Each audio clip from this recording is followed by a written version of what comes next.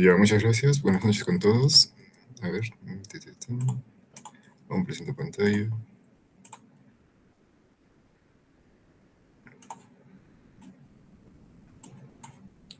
A ver, ¿me confirma si se está viendo la pantalla? Sí, se ve. Ya, muchas gracias. Entonces, hoy día nos toca el tema de núcleo y sistema de endomembranas. Pero antes de comenzar, pongamos un poco de contexto. Piensen en algo cotidiano, por ejemplo, de mensajería, que puede ser Amazon, que puede ser Temu. ¿Qué sucede? Cada paquete va a tener una dirección, va a pasar por centros de distribución, de etiquetación, se tiene que clasificar, se tiene que ver su destino, y finalmente va a llegar a donde debe llegar. Claro que en el ejemplo que les he puesto a veces se pierde el paquete, pero esto en la célula no pasa. Lo que hace es que la célula, con cada proteína, cada lípido que va a fabricar, lo va a llevar a su destino correctamente. Y esta va a ser una logística perfecta que va a suceder y que vamos a ver hoy día. Vamos a entender cómo funciona esta cadena. Desde el núcleo, que justamente es el centro de la célula, hasta la membrana plasmática, pasando por el retículo endoplasmático, por el aparato de Golgi, por los lisosomas y otros organelos. En sesiones pasadas hemos visto exactamente la célula, hemos visto la membrana plasmática. Luego nos hemos adentrado más y hemos visto los tipos de transporte que hay por la membrana. Ahora nos estamos adentrando mucho más y estamos viendo todo el interior de la célula. Entonces, bueno, acá está técnicamente nuestro contenido, que está organizado en 9 bloques. Los 3 primeros están dedicados a lo que sería el núcleo celular, su estructura, sus partes y cómo va a regular el transporte, que justamente sería por el poder nuclear, que ya les voy adelantando. Luego pasamos a lo que sería la fábrica de producción, lo que sería el retículo endoplasmático, que va a tener tanto el retículo endoplasmático rugoso como liso. Después al centro de clasificación, que sería el aparato de Golgi. Continuamos con los organelos de reciclaje, donde vamos a tener diferentes endosomas, lisosomas y perixisomas. Con una distinción crucial que, bueno, creo que lo voy a repetir varias veces, porque cuando estaba haciendo las diapositivas me acuerdo que acá te estaba mencionándolos una y otra vez. Así que se les va a quedar grabado, yo creo, si que quieren. Y luego vamos a cerrar con lo que sería la vía de secreción, que justo es lo que va a conectar todos los puntos que vamos a avanzar hoy día. Bueno, acá están los objetivos y comenzaríamos con nuestro centro de comando. Acá justamente en la imagen estaríamos viendo lo que sería el núcleo celular. ¿Y por qué lo llamo el centro de comando? Imaginen que el núcleo es como un cuartel general de una empresa. ¿Y qué sucede? Todo el código fuente de negocio, que justamente es el ADN, está guardado acá. O pongamos un ejemplo más cotidiano, uno que tal vez conozcan todos.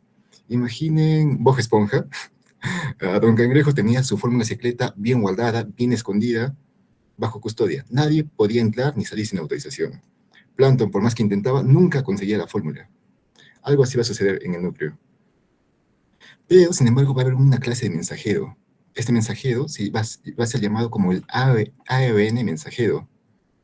Y él es el único que va a poder entrar y salir para que la fábrica produzca lo necesario. Ahora, estamos hablando del núcleo, pero el núcleo también va a tener partes. Justamente van a ser 4 partes las más importantes. Eh, bueno, acá en esta imagen tenemos un montón de partes, de hecho. Sin embargo, solo vamos a avanzar las 4 más importantes, como he indicado. Que la primera sería la envoltura nuclear.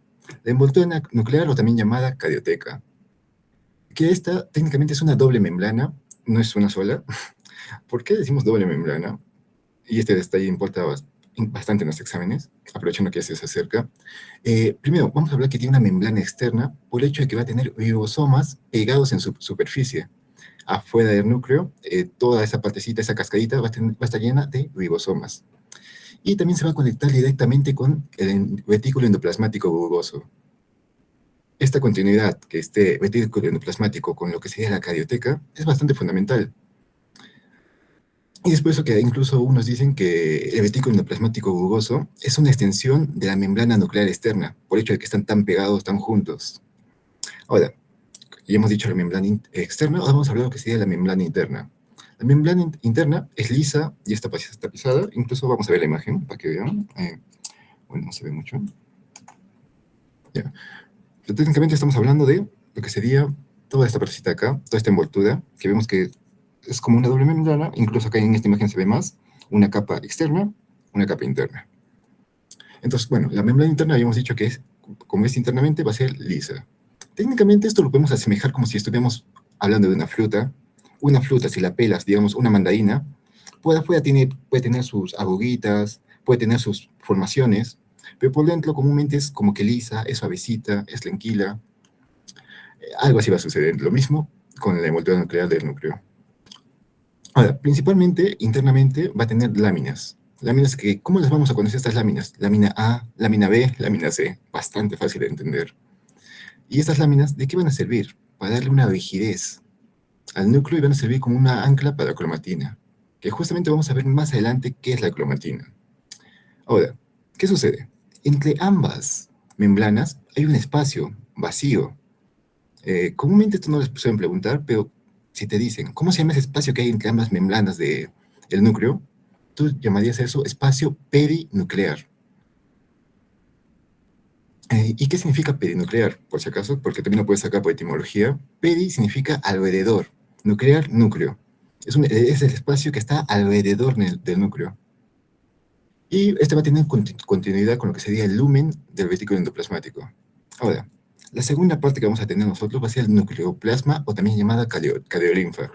No sé si recuerdan que cuando avanzamos lo que fue el tema de célula, hablamos que el líquido, el medio coso que tenía dentro de la célula se llamaba citoplasma.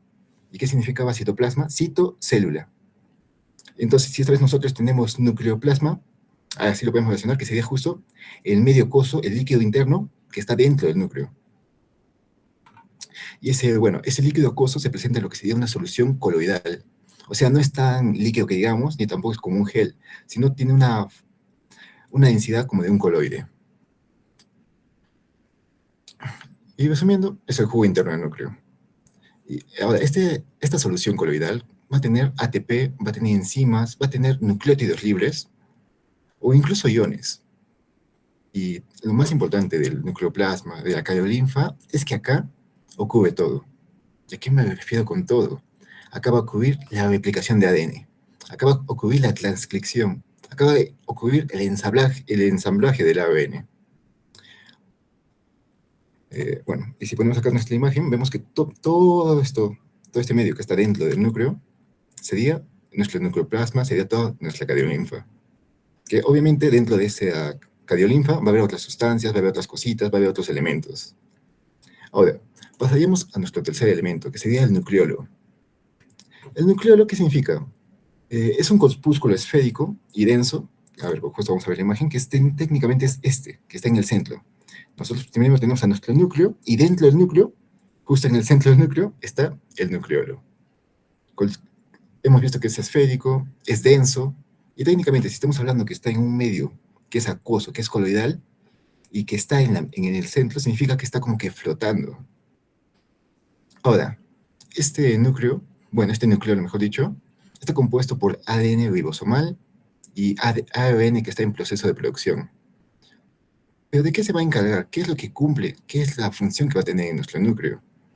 Es que va a fabricar justamente el ARN ribosomal. Y va a ensamblar sus unidades de ribosomas. Ahora, este es un dato que lo vamos a avanzar todavía, creo que en la unidad número 3, número 4. No sé si a alguno le gusta el ciclo celular, eso de mitosis, meiosis, pero este nucleolo justamente desaparece en una de las fases, exactamente en la profase de la mitosis, y vuelve a aparecer en lo que sería la telofase. Y sí, en las siguientes unidades también van a trabajar célula. Ahora, a ver. Ahora, por último, vamos a tener lo que sería la cromatina. La cromatina es el ADN empaquetado que está junto a otras proteínas. Estas otras proteínas van a ser llamadas como histonas. Ahora, en la interfase, justo hablando también del ciclo celular de la célula, cuando la célula no está dividiéndose, la cromatina está dispersa en forma de filamentos por todo lado. Sin embargo, cuando llega la mitosis, se condensa para formar cromosomas. Y hablando de cromosomas, yo les pongo una pregunta así, random, una pregunta que, normal si se equivocan, pero yo les digo, a ver, ¿la cromatina y los cromosomas son cosas distintas o son lo mismo? A ver, ¿qué dicen? Son lo mismo, solo que uno está más condensado y el otro menos condensado. Exacto. Y sí, justamente está bien la respuesta. Son la misma sustancia. solo que están en diferentes estados de condensación. Por ejemplo, si hablamos de la cromatina, está en un estado extendido. Si nos referimos a un ciclo celular, diríamos que está en la interfase. En cambio, si hablamos de un cromosoma, está en un estado más condensado. Y eso ya sería como un estado para la división. Entonces, recordando y sintetizando, cromatina, estado extendido. Cromosoma, estado condensado. Y técnicamente esas serían nuestras partes del núcleo. Ahora hablaríamos de una partecita que justamente lo llamaríamos como el control de fronteras, como el control de aduanas o como los guardianes. Cualquiera de esos nombres son válidos, tiene otros montón de nombres más. Pero ¿qué sucede? Si el núcleo que hemos visto fuera una fortaleza, los podos nucleares serían como las pequeñas puertitas que va a tener alrededor de toda esa fortaleza. Pero estas puertas son inteligentes. ¿Y a qué me refiero con ello? A que van a tener guardias y van a tener protocolos de seguridad. Significa que no cualquier persona, no cualquier sustancia, no cualquier célula, no cualquier aminoácido va a pasar como tal. Entonces, resumiendo, los podos nucleares son complejos proteicos gigantescos. E incluso, hablando de eso, dicen que son los complejos proteicos más grandes que tiene la célula. Y que cuenta con una capacidad de 120 proteínas diferentes, o eran 150, que son llamadas nucleopodinas. Ahora, ¿qué puede pasar por estos poditos? Si es que hemos dicho que tienen wallets, que tienen seguridad, solo pasan dos tipos de carga. Las proteínas que van a ir a nuestro núcleo, como pueden ser los factores de transcripción o las histonas que habíamos mencionado anteriormente, y lo que serían los ácidos nucleicos, que en vez de entrar son los que están saliendo, como el ARN mensajero, el ARN ribosomal o el ARN de transferencia. Luego, moléculas pequeñas, como pueden ser agua, como pueden ser iones, como pueden ser tal vez incluso, creo que los azúcares, pueden difundir libremente, pero las macromoléculas sí o sí van a necesitar esa autorización, ese permiso para pasar. A ver, ¿dónde estamos? Control de fronteras, los podos nucleares. ¿Qué sucede? El mecanismo de transporte tiene dos pasos muy definidos, justamente de esta autorización que les estoy diciendo. Y también esto sí, me acuerdo que la pregunta de examen, o esto me preguntaron cuando yo estaba. El paso 1 es la unión. Y lo más importante que debemos saber del paso 1 es que no requiere ATP, recordando que el ATP es la moneda energética de la célula. Ahora, ¿qué sucede en el paso 1? La proteína que quiere entrar al núcleo va a tener en su estructura una secuencia especial llamada señal NLC. ¿Pero qué significa la señal NLS? Significaría señal de localización nuclear. Entonces, esta señal de localización nuclear es la conocida por estos receptores citoplasmáticos, que también van a tener un nombre especial, justamente se llaman importinas, y el complejo proteína más la importina, que se acoplan a este podo nuclear, se van a encargar de abrirlo, de darle una pasada, una entrada, después de reconocerlo. Entonces, técnicamente, se une, nuestro receptor lo reconoce y comienza a abrirse. Y ese ya sería el paso 2, que sería el transporte. Pero el transporte sí tenemos que tomar en cuenta que sí usa energía. ¿Y a qué me refiero con ello? Tú puedes pensar en lo siguiente. Paso 1, unión. ¿Qué sucede? Solo lo está reconociendo, por eso no usa energía. Pero acá estás haciendo un esfuerzo, estás abriendo el podo, por eso estás usando energía. Y ya, creo que eso sería todo de esta parte, sí. Y pasaremos ahora al código postal. Esta es la parte más importante y lo que va a hablar casi todo el tema de hoy día. Y es que, ¿qué sucede? Cada proteína que se fabrica en el citosol va a tener un destino. Y son un montón de destinos, porque hay un montón de organelos, porque hay un montón de sitios a los que se puede ir, pero ahí viene la pregunta. ¿Cómo sabe a dónde tiene que ir cada destino? Y sucede que cada uno de estas proteínas, de todos estos elementos, van a tener una dirección codificada en su propia secuencia. Y esto lo vamos a llamar el código postal molecular. Y como vemos acá en este pequeño mapita, hay dos tipos, o bueno, dos grandes vías de envío. La vía cotraduccional y la vía posttraduccional. Si hablamos de la vía cotraduccional, ¿qué sucede? La proteína es capturada mientras se está sintetizando en el ribosoma. Y de ahí el nombre cotraduccional, porque ocurre junto con la traducción. Ahora, su señal ¿Qué sucede? Ellos van a tener en su extremo, conocido como N-terminal, una secuencia especial llamada péptido señal. Y lo más importante de esta péptido señal es que va a ser lo que sería hidrofóbica. Pero ¿de qué sirve que tenga esta señal? ¿Cuál es el mecanismo? Sino que lo que sucede para que funcione es que cuando el péptido señal se asoma del ribosoma, va a haber una partícula llamada SRP. SRP, que significa partícula de reconocimiento de señal. Esa partícula lo va a detectar y lo va a detener, lo va a atrapar. Una vez que lo atrapa, se lo lleva al complejo. Y así llevándolo hasta la membrana del retículo endoplasmático bulboso. Y luego a su destino final, que puede ser el sistema endomembranoso, la membrana plasmática o secreción al exterior celular. En cambio, la vía posttraduccional, ¿qué sucede? Cuando nuestra proteína ya se termina de sintetizar completamente, no ha habido problemas en el proceso, ha acabado, va a migrar directamente a su destino, sin una señal del retículo endoplasmático. En otras palabras, cotraduccional necesita una señal y necesita que lo reconozcan. Posttraduccional, normal pasa, sin que lo molesten, sin entrada, sin nada. Luego, otro detalle que podemos diferenciarlos es cotraduccional, en su proceso es interrumpido. En cambio, posttraduccional termina su proceso y nunca es interrumpido. Y bueno, sus destinos pueden ser, como hemos visto, el citosol, el núcleo, la mitocondria, el peroxisoma. Y pasaremos a que sigue acá. Acá vemos la imagen justamente de sus partecitas hasta llegar a lo que sería. ¿Qué sucede? Si nosotros queremos ir al exterior, tiene que pasar por diferentes partes hasta salir por lo que sería nuestra membrana plasmática. Pero esto vamos a verlo incluso más adelante también. La planta de manufactura, ya. El retículo endoplasmático. Sabemos que el retículo endoplasmático tiene dos: retículo endoplasmático liso y retículo endoplasmático rugoso. Comenzaremos con lo que sería, ya, esto más después, ya. Retículo endoplasmático rugoso.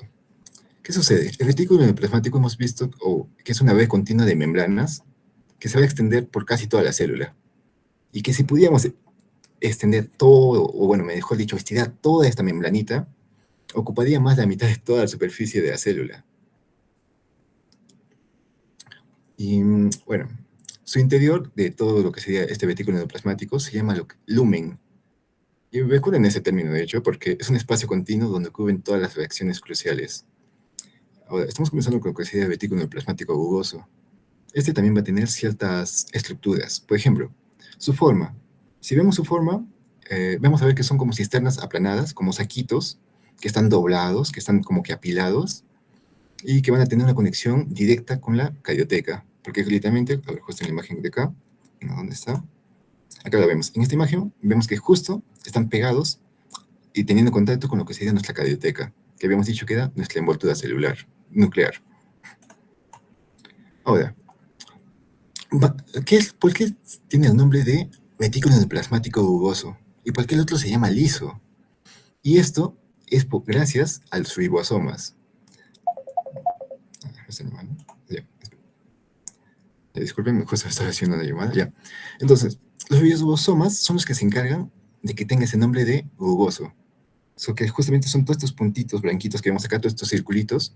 ¿Qué sucede? Los ribosomas se adhieren a la membrana gracias a unas proteínas llamadas ribofodinas, que justamente en la imagen de acá vemos que este ribosoma se ha pegado mediante una ribofodina. Ahora, ¿qué produce? Va a producir el retículo endoplasmático rugoso tres tipos de proteínas. Proteínas de secreción. Cuando hablamos de proteínas de secreción podemos decir como hormonas, anticuerpos.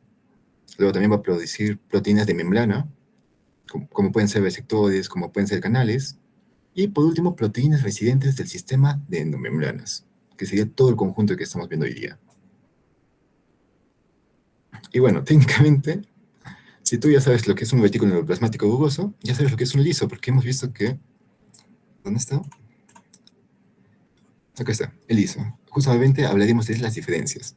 Hemos visto que el rugoso son como saquitos, en cambio el otro son como tubitos. La función del retículo endoplasmático bulboso va a ser la síntesis de proteínas. Hemos visto que va a producir 3 diferentes tipos de proteínas. Pero entonces, ¿cuál es la función del liso? La síntesis de lípidos y la desintoxicación. Y bueno, antes de hablar más del liso, hay que hablar de lo que sería el Tlazlocón SEC61. ¿Por qué me está llamando? Ya. Ahora, presten mucha atención a este proceso. Es complejo, pero tal vez un poquito lógico. Y hay unos que dicen que son 4 pasos, que va a tener este acoplamiento, y hay otros que ponen que son 6 pasos. Ya, igualmente yo les voy a explicar a ambos, por si las dudas. Ya ven cuál usa su profesor, porque sinceramente a mí me pusieron los dos también, cuando me enseñaron. El primer paso es el reconocimiento, que justamente vemos acá en la imagen de abajo. ¿Qué sucede? El ribosoma comienza a sintetizar a nuestra proteína, que nuestra proteína es técnicamente esta cadenita. Los primeros aminoácidos van a formar el péptido señal que habíamos dicho anteriormente, que es justamente de hidrofóbico. Ahora, en cuanto se asoma el ribosoma, nuestro SRP, nuestra partícula de reconocimiento de la señal, lo reconoce y se va a unir a él. Que justamente acá vemos que se está pegando, se está uniendo. ¿Y por qué? Porque ha reconocido ese pedacito, esa partecita que era nuestra señal.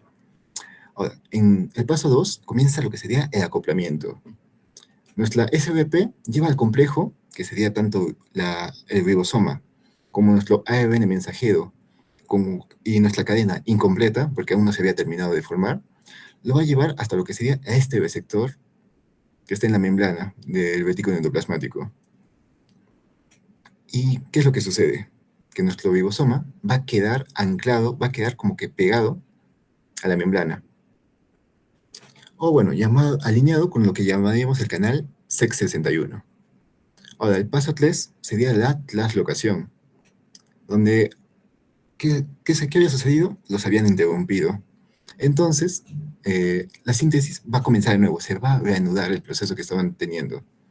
Y mientras el ribosoma sigue alargando la cadena, el polipéptido va a entrar directamente al lumen del retículo endoplasmático. Y esto lo va a hacer a través de un canal que es acuoso y que es del Tlazlocón, justamente SEC61. Algo que tenemos que tomar en cuenta de esto es que va a ser cotraduccional. ¿Qué significa esto? Que va a entrar mientras se sigue fabricando. Porque se supone que sigue haciendo la cadenita y ya está metiéndose. No está esperando que acabe el proceso. El paso número 4 que vemos acá sería el corte. ¿Qué está sucediendo? Como está entrando y mientras se está creando, en algún momento lo vas a tener que va a detectar a la peptidasa señal y lo va a cortar para marcarle el fin, eliminando así nuestra peptidoseñal. ¿Por qué? Porque ya cumplió su función. Ahora, el paso 5 sería el plegamiento. ¿Qué sucede? Hay unas proteínas que justamente también se avanzó en la clase anterior, que son llamadas como chapedonas. Un ejemplo de una chapedona es la BIT, o también llamada HCP70, si me equivoco, que asisten al correcto plegamiento tridimensional. ¿Qué sucede? Si nuestra proteína no se pliega bien, es detectada por algún sistema de vigilancia y marcada para degradarse, o sea, para que la digieran o la destruyan. Y bueno, nuestro último paso, la glicolización inicial, o también conocida como la N-glicosilación, que se añaden cadenas de oligosacáridos al nitrógeno del aminoácido. Comúnmente el aminoácido puede ser la asparagina. Y esta modificación inicial se lleva a lo que sería el aparato de Golgi para su refinación. Un poquito largo, ¿sí? Justamente hay unos pasos que son un poco obvios o que no se mencionan, y eso sería el resumen en 4 pasos. Ahora, uno se pregunta, ¿por qué estamos trabajando este acoplamiento? ¿Es acaso importante? ¿Qué pasa si una proteína está mal plegada? ¿Qué sucede? Que si una proteína está mal plegada, justamente, no va a poder cumplir su función. Y peor aún, puede acumularse y terminar siendo tóxica. Por ejemplo, enfermedades como lo que sería el Alzheimer, el Parkinson, son enfermedades priónicas que están relacionadas con proteínas que fueron mal plegadas. Y ahora, priónicas, viene de priones. ¿Y qué es un prión? Son proteínas normales que se pliegan de manera aberrante y causan que las otras se plieguen igual. O sea, digamos, yo me pliego mal y hago que las demás también se copien de mí, haciendo que sea una reacción en cadena y al final una reacción destructiva. Ahora pasaremos a nuestro retículo endoplasmático liso. Pero hasta el momento, ¿tienen alguna duda?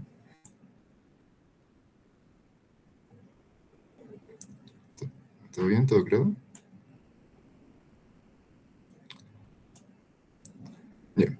Entonces pasaremos a lo que sería nuestro retículo endoplasmático liso. ¿Qué sucede? Habíamos dicho que el retículo endoplasmático liso, como su mismo nombre indica liso, no va a tener ribosomas. Y va a ser tubular al microscopio. Como vemos acá en estas imágenes, son como conductos, son como una cañería. Es una red de túbulos ramificados, pero altamente especializados. Y bueno, van a cumplir funciones tanto metabólicas como no proteicas, siendo que va a tener 4 funciones importantes, que son las que vamos a ver acá. Primero, la síntesis de lípidos, que es la principal fábrica de lípidos que va a tener nuestra célula. Lo más importante, en verdad, es que fabrica triglicéridos. Y esto lo va a hacer por la vía glicerol 3-fosfato. Va a fabricar fosfolípidos, que habíamos visto que es el componente principal de lo que sería nuestra membrana plasmática. Va a también fabricar ceramidas, que son como lo que el aparato de Golgi, mejor dicho, va a convertir en gangliósidos. Y también va a fabricar lo que serían esteroides, como es el colesterol, como son las hormonas, sobre todo las hormonas esteroideas, de ahí viene su nombre, y las glándulas suprarrenales y las gónadas, exactamente es por eso que van a tener el retículo endoplasmático liso. Ahora, la segunda función es el centro de detoxificación. ¿Qué sucede? En los hepatocitos, el retículo endoplasmático liso contiene el sistema de enzimas llamada citocromo P450. ¿Y de qué se encarga? De oxidar fármacos. De oxidar también lo que sería el alcohol, pesticidas y venenos. ¿Con qué fin? Con el fin de hacerlos más polares y facilitar su eliminación dentro del cuerpo. Y claro, esta eliminación lo haría por el sistema renal. Hablando de que son hepatocitos, pues, ¿no? Por eso es que el hígado es el órgano de detoxificación del cuerpo.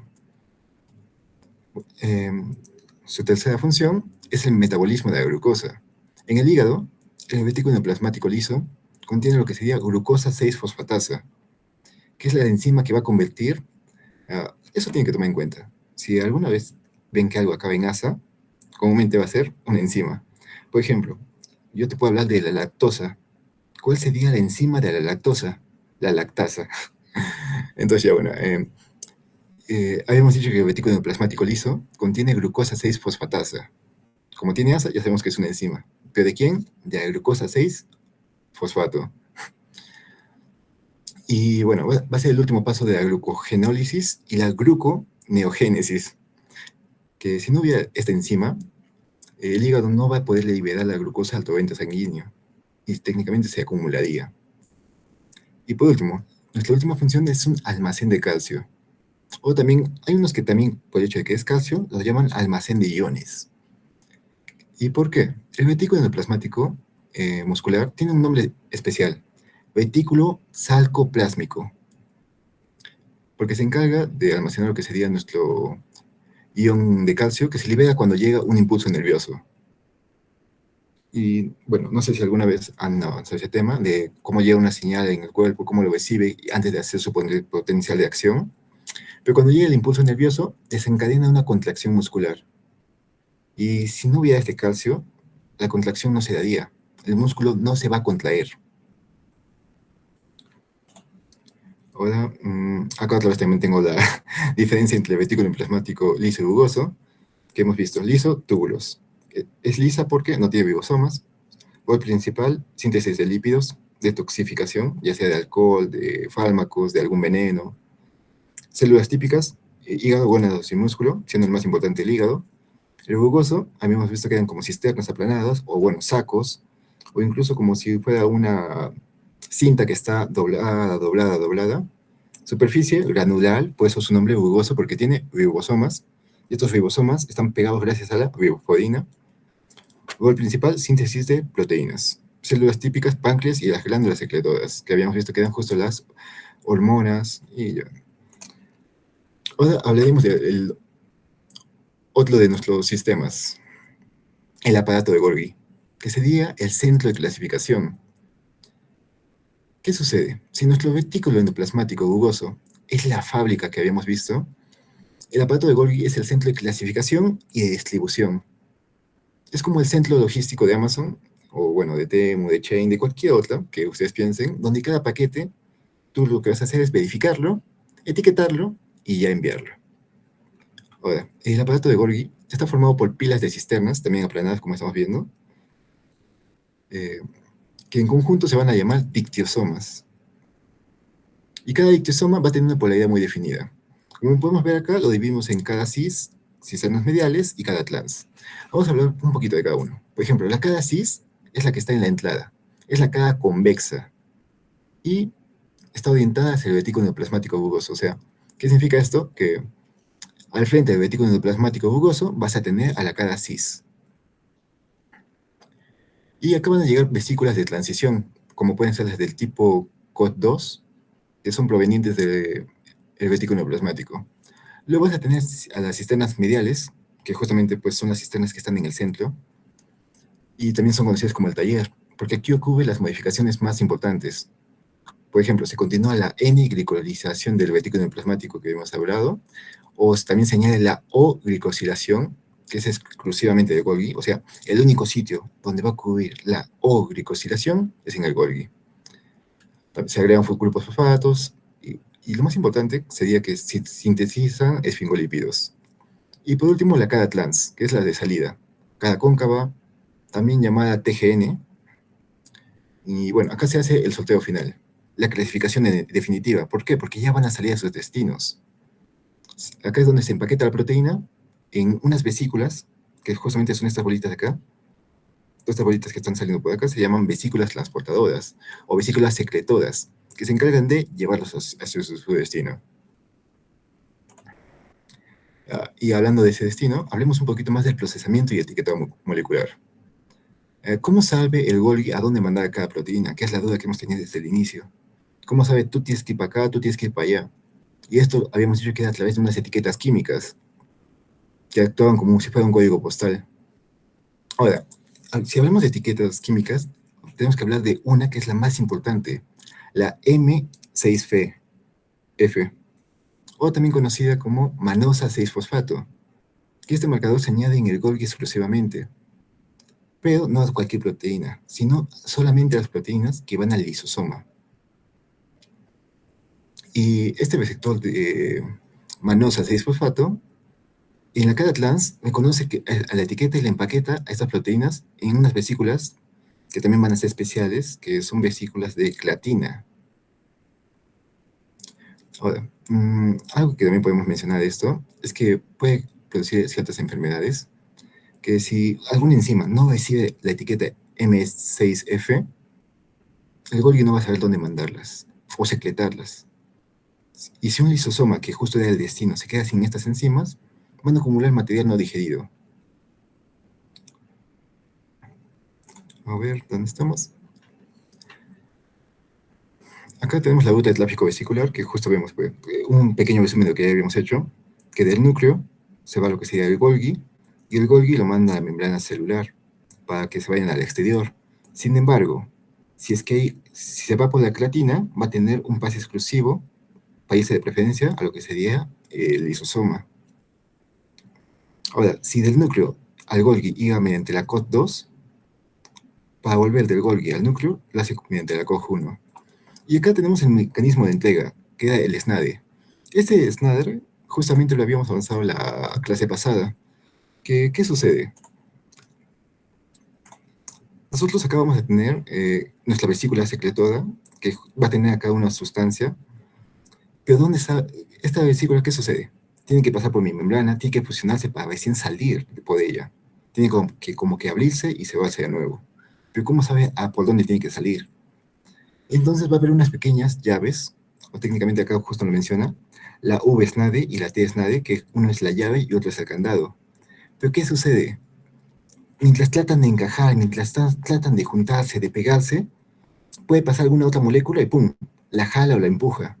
Imaginen que es como una estación espacial y un transbordador están ahí técnicamente haciendo una unión con un cohete.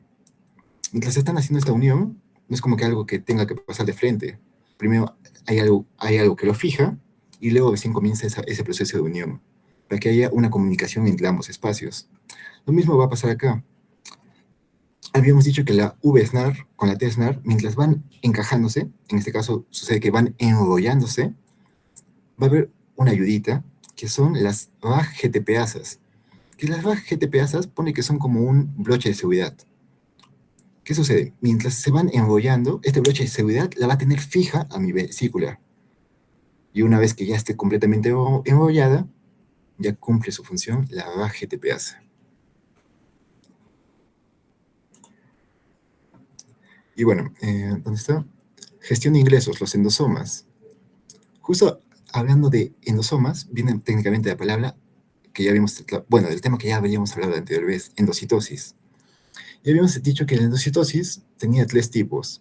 La fagocitosis, que técnicamente era sólidos, que podían ser bacterias, que podían ser otras proteínas, o células muertas, que una vez que las engullen, forman lo que sería un fagosoma.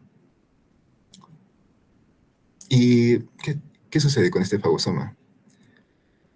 Que luego se junta con un lisosoma y es digerido el contenido que está dentro. Dentro de la fagocitosis, los ejemplos más conocidos son los macrófagos y los neutrófilos, que, bueno, no sé si lo sepan, pero son las células inmunitarias de nuestro sistema de defensa en el cuerpo humano. Luego habíamos dicho que la pinocitosis era como que el complemento. Si fagocitosis era comer, pinocitosis era tomar líquido. ¿Y qué sucede? La célula a veces va a hacer en su membrana pequeñas invaginaciones, pequeños huequitos para capturar líquidos y moléculas que están disueltas, moléculas que son bien pequeñas. Y por último vamos a tener la medida por vesectores, que esto da técnicamente por ligandos. Justamente uno de los ejemplos más comunes en este caso serían las caviolas, o también llamadas fosas cubiertas de queratina. Ahora, lo que nos importa de acá de este caso, ya justamente hablando de otro tema, es que va a haber dos partes, un endosoma temprano y un endosoma tardío. Un endosoma temprano es la primera vesícula. Habíamos dicho que justamente la vesícula son los, técnicamente, ¿cómo decirlo? Estos circulitos, estas esferas que forman capturando algún elemento. Y se llama endosoma temprano por el hecho de que están cerca de nuestra membrana. O sea, recién se han formado, en otras palabras. Y van a ser la primera estación de clasificación. Porque, ¿qué sucede? Que algunos de nuestros receptores van a reciclar de vuelta a la membrana. Es como que van a decir, ha entrado esto, no lo quiero, y lo bota de nuevo. En cambio, un endosoma tardío es mucho más después, es mucho más profundo, mucho más adentro. Pero ¿qué sucede? Mientras más adentro está, su pH desciende. ¿Por qué? Por cosas como la bomba de protones. Entonces, algunos ligandos se van a separar de lo que sería su receptor y se van a fusionar con los lisosomas que ahorita vamos a ver. Y justo hablando de los lisosomas, vamos a ver que son el centro de reciclaje intracelular. Y bueno, van a tener tres características definitorias. Un ambiente que es ácido extremo. ¿Qué habíamos dicho? Que su pH iba bajando. Entonces va a ser mantenido activamente por bombas de protones, también conocidas como las VATPasas, y es indispensable para que funcionen enzimas hidrolíticas. Ahora, su segunda característica es que es el arsenal de más de 50 enzimas hidrolíticas. Por ejemplo, podemos hablar de proteasas, que son de proteínas, lipasas, que son de lípidos, nucleasas, que ¿a qué te suena? Núcleo, ácidos nucleicos. Glucosidasas, sí, carbohidratos. Y todas están activas solo en el ambiente ácido. Esas más de 50 enzimas, es algo increíble, de hecho. Y bueno, su otra característica es que es una membrana que está protegida, con lo que sería la LAN1, la LAN2, y que sin estas, nuestro lisosoma se digiere. Pero vemos acá esta imagen. ¿Qué sucede? En esta imagen vemos que nuestra célula ha detectado un patógeno, una bacteria. ¿Y qué comienza a hacer? Comienza a comérselo. Como está comiendo algo que es un sólido, se da una fagocitosis. Y al hacer esta fagocitosis, esta vesícula que se ha formado se va a llamar fagosoma. Este fagosoma se va a unir con lo que sería el lisosoma. ¿Pero el lisosoma de qué se encargaba? De digerir, de comer, porque habíamos dicho que es un centro de reciclaje. Entonces, una vez que se une el lisosoma con mi lisosoma comienza a digerir, comienza a romper. Y lo sobrante, que ya serían los elementos más simples, o incluso los monómeros de nuestra proteína, digamos, si es una proteína, su monómero sería los aminoácidos, entonces botaría aminoácidos, que ya sería el material no digerido. Entonces, técnicamente vemos que el lisosoma es el que se encarga de comer, ayudándose de lo que sería la fagocitosis. ¿Así? Ah, sí, ¿cuál es la diferencia entre un endosoma y un fagosoma? Entre un endosoma y un fagosoma. Ujú. O Ya, en primer el- lugar, si hablamos de lo que sería endosoma, ¿dónde está? No, no sé qué imagen. Tengo imagen de eso. Ya no tengo imagen. ¿Pero qué sucede? Cuando nosotros hablamos de endosoma, estamos hablando de todos los que son de endocitosis. Podemos hablar en tanto de lo que sería la fagocitosis, la pinocitosis y la que está mediada por lo que serían los ligandos o los receptores.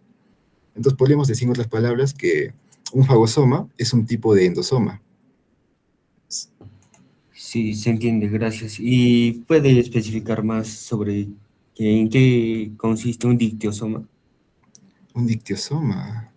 Mm, A Son ver. subunidades, creo, del aparato de Golgi, pero no lo entiendo bien. Ah, ya sí. A ver, si no me equivoco, eso lo vamos a ver un poquito más después. Dictiosoma. Si no, te lo aclaro al final.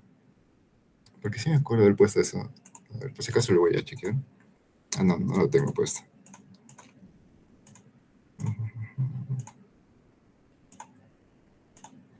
Ya, entonces, a ver, lo voy a poner al final entonces.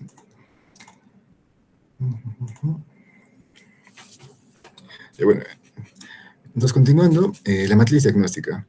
Hemos hablado de los lisosomas, pero a veces la mayoría de personas lo confunde con lo que es un peroxisoma. Y algo que tenemos que tomar en cuenta es que los peroxisomas no van a formar parte de nuestro sistema de endomembranas. Así que si en alguna pregunta te ponen cuál no es un elemento de nuestro sistema de endomembranas, y está peroxisomas, esa definitivamente es. Eh, Otra cosa que más debemos saber es que, ¿por qué no forman parte? Porque no derivan del Golgi. ¿Y qué sucede? Se origina directamente lo que sería el retículo endoplasmático. Pero, ¿de dónde o cómo nos forma el retículo endoplasmático? Lo forma por fisión de ya peroxisomas preexistentes. ¿Y qué significa esto? Que sus proteínas se importan postlaxionalmente usando una señal, que es reconocida por unos receptores que, si no me equivoco, se llaman pexinas. Y esto va a tener diferentes funciones.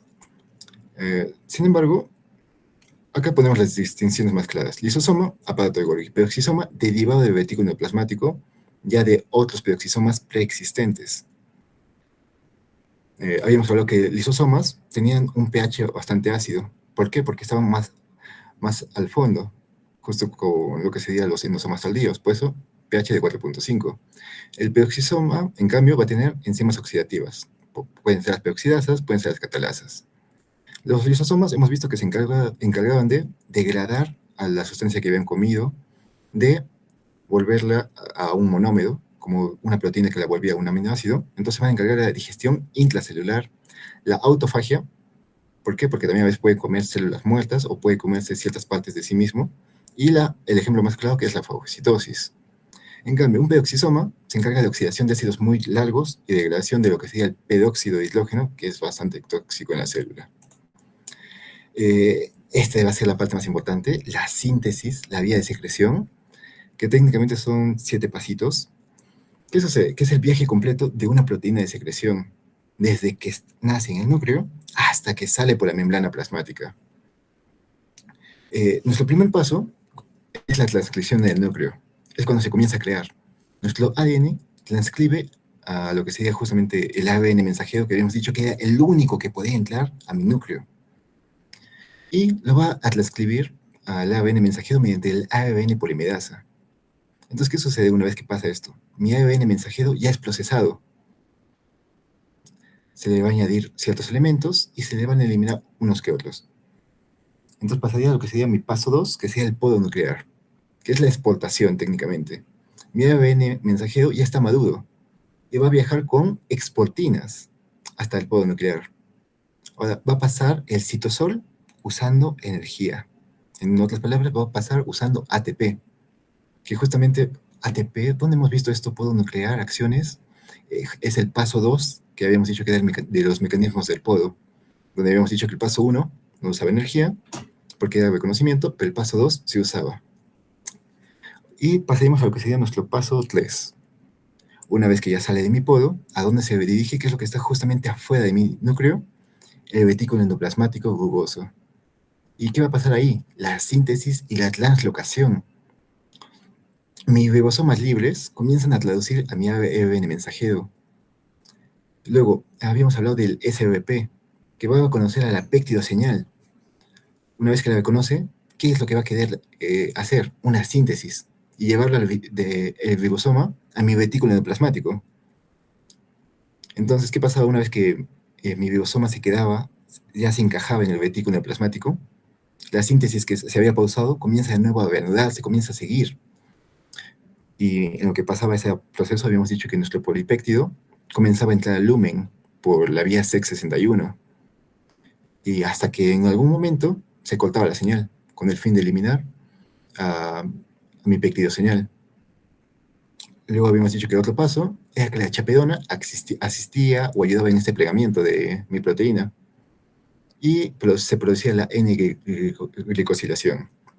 Ahora, una vez pasado este proceso, ¿qué sucede? El paso número 4, la vesícula COT2. ¿Pero qué sucede? ¿Qué significa esto? Que se empaqueta.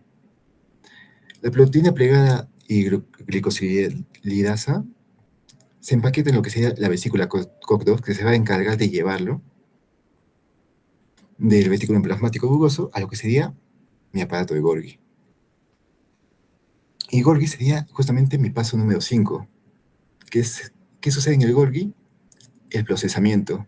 ¿Y cuál era su orden? Cis, medial, trans.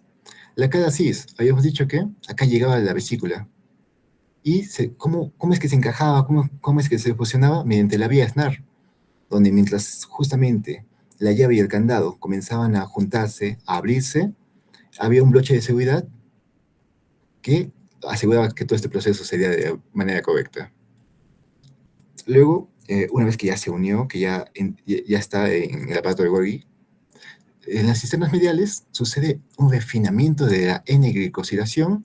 También hemos dicho que había la O-glicosilación, que justamente es exclusiva de mi Golgi. Aparte también había una eliminación de otros grupos fosfatos, adición de otros grupos incluso, y la síntesis de fingolípidos. Y por último, iríamos a mi cara trans. ¿Qué sucedía en esta? La clasificación final, donde se da el etiquetado químico definitivo para que vaya a su destino final. Entonces, mi paso 6 es que del aparato de Golgi sale estas esferitas que habíamos dicho que eran mis vesículas, pero no cualquier vesícula, una vesícula de secreción, porque las vas a secretar fuera de la célula. Y van a recibir ayuda, van a recibir justamente una etiqueta especial, habíamos dicho, que da la M6F. Y si estaban con estas etiquetas, iban en unas vesículas especiales, que eran las vesículas de creatina. Y eso iba a los lisosomas. Ahora, mi paso 7 y mi último paso es la fusión con la membrana plasmática y la exocitosis. ¿Qué sucede? Mi vesícula secretora viaja por microtúbulos y el motor de estos microtúbulos es también conocido como la quinesina. Ahora, habíamos hablado de ¿dónde está? De que en el aparato de Golgi, en la cara cis, hacían el proceso SNADE.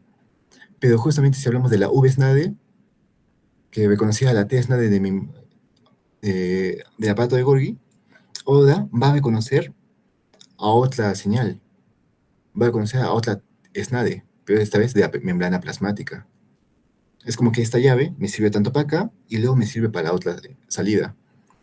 Entonces habíamos dicho que se enrollaban, se acercaban, y mientras se da esta fusión, la membrana con mi vesícula, comienza a hacerse un proceso de exocitosis. ¿Por qué? Porque estás botando esta vesícula hacia el exterior de la célula. Y una vez que ya es botada, pues mi proteína es liberada al espacio extracelular. Y bueno, hasta aquí el tema. Algo que podemos